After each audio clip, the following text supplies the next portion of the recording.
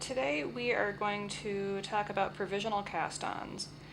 I'm going to show you how to do a crochet provisional cast-on, which is really the only method I ever do because I can remember how to do it and I think it's pretty easy, but I also crochet. So if you're less familiar with crochet, it might not feel quite as comfortable to you, but the only crochet method you need to know how to do is the chain stitch. So usually any pattern that tells you to do a provisional cast-on, provisional crochet cast-on will tell you how many chains to chain.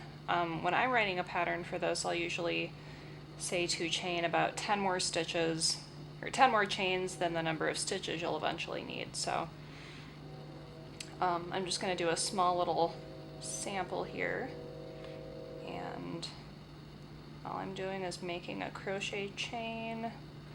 We'll just do a few, and I'm just going to break the yarn.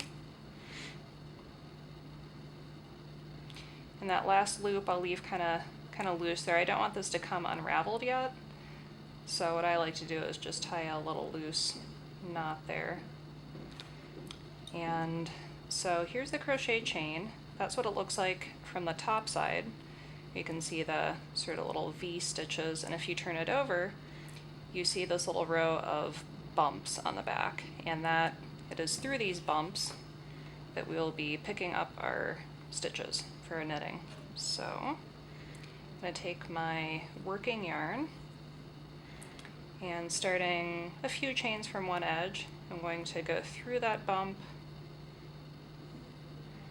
and bring through the yarn. That counts as one stitch picked up. I'm going to go through as many stitches as I need to pick up. In this example, I'll just do, like 10, 6.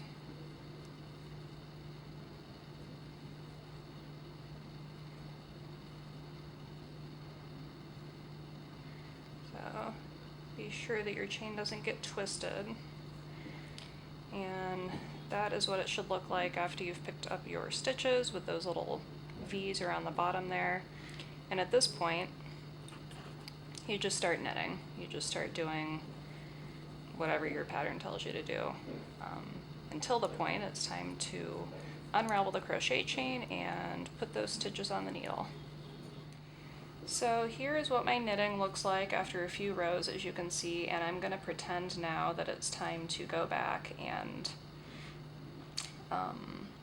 undo my provisional cast-on. So take a look at our chain, our crochet chain, and you remember that end here that I sort of loosely tied in a knot. Well, I'm going to unknot that now, maybe, and I'm going to slowly and carefully start undoing that. And if you're nervous about your stitches dropping, you can always kind of put your needle through before actually unraveling that chain. You kind of go through and do that for each one before you take it out, which is what I tend to do, especially if I'm working with a slippery yarn. Or you can live a little dangerously and just kind of do that sort of thing. Whoops. And if you're not putting them in, if you're not orienting the stitches correctly on your needle, you can go back and fix that later. But if you do want them to be oriented on your stitch correctly as you're taking them off, put it through like that. Rather than through the front, kind of put it through like that, and it'll be on your stitch correctly.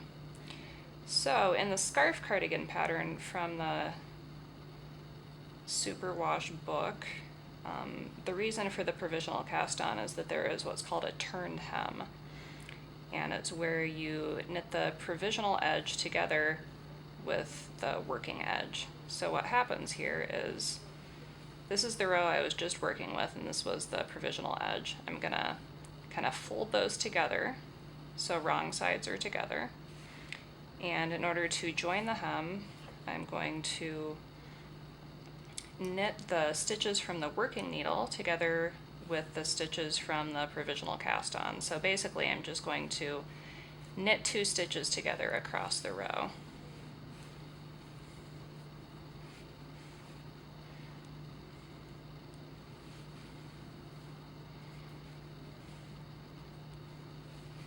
can be a little bit difficult to work with if you're not used to it, but something you can do if you're really having trouble is you can slip the stitch from the front needle to the back needle and knit two together that way if it makes it easier for you.